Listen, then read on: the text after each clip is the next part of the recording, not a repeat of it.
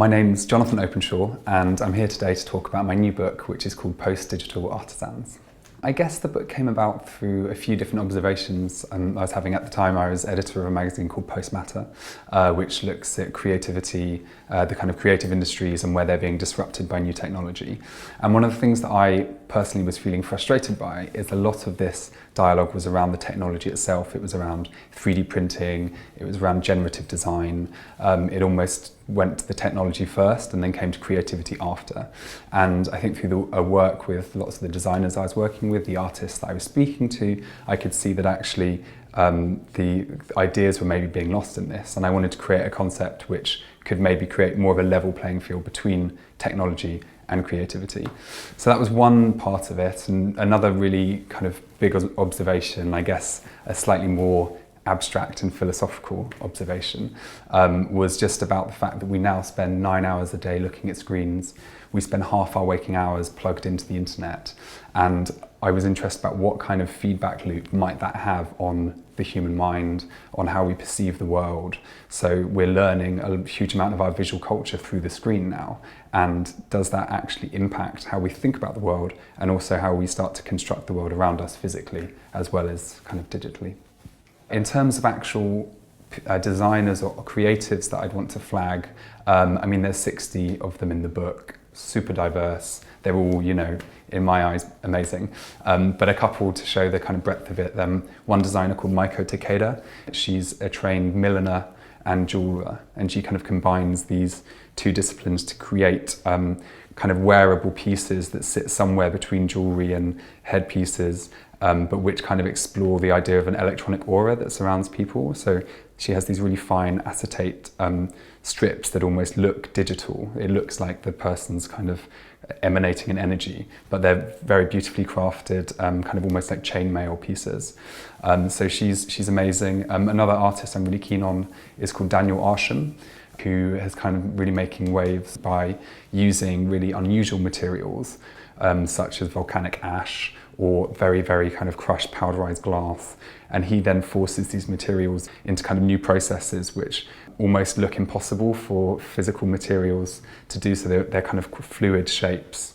So he's really fascinating. Someone who's maybe more on the kind of more craft end, less conceptual art end, like the designer Joseph Walsh, who's a furniture designer but creates these incredible kind of sinuous sculptural pieces which are functional sculptures, I guess. So you've got chairs and benches, and he basically makes wood act in a way which seems completely counterintuitive to how you expect wood to behave. And it's these kind of things, I think, which define post-digital artisans for me, because they're taking the digital world opens up kind of unlimited expectations of how materials can behave, and you're used to just using a software suite and blending here and like melding there. And I think the post-digital artisans are applying that same thinking but to physical materials around them. The title of the book is really important, the idea of post-digital and artisans, putting them together, because in a way they are oppositional. And I think I wanted to flag the fact that actually we've fallen into a bit of a trap now in our thinking where we think technology is maybe the antithesis of craft, that it's the enemy of craft. And I think, you know, a lot of the concerns that people have around technology today about the kind of 140 character type media that we're doing things, and it's somehow less worthy or less powerful than the way people used to do it in the past.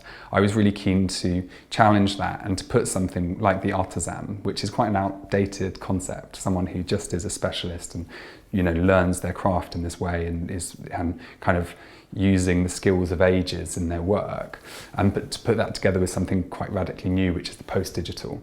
And it's the post-digital as in not post, not the same as after. It's post is like, it doesn't mean digital's gone, it means digital is everything. And actually we should stop thinking about the digital and the real, you know, the kind of physical and digital. These dichotomies don't exist anymore. So in a way the title was quite a provocative and complex thing for me. I wanted to kind of challenge that idea that we would see the kind of online as being something less kind of real than the real.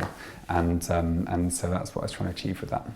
The implications of, not the implications of the book necessarily, but the implications of this idea of the post-digital artisan, I think probably has a lot of repercussions for traditional industries that we know and familiar with, things like luxury industry, design. Quite a lot of the narrative in those industries in recent years has been dominated by a sense of heritage, I think. A lot of luxury brands especially have slightly fled to the past in the need to secure their brand legacy. They're looking backwards.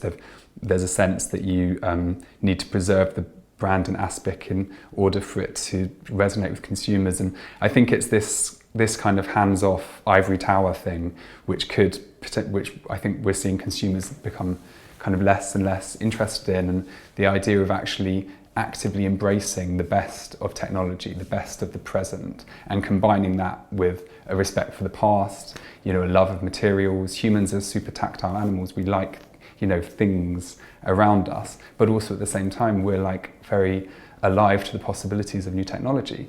And I think those things don't need to be separated in the way that maybe luxury's been guilty of in the recent past, and I think design similarly. So what would be really exciting for me is to see a more joined up approach between looking back, seeing what's valuable in the past, seeing what we need to preserve in terms of artisanal skill, but also seeing how we can combine that with new technology and actually push the conversation forward in a way that maybe leaves a kind of legacy for the people who are coming after us. They don't want to look back 400 years, they want to look back to what we're doing now.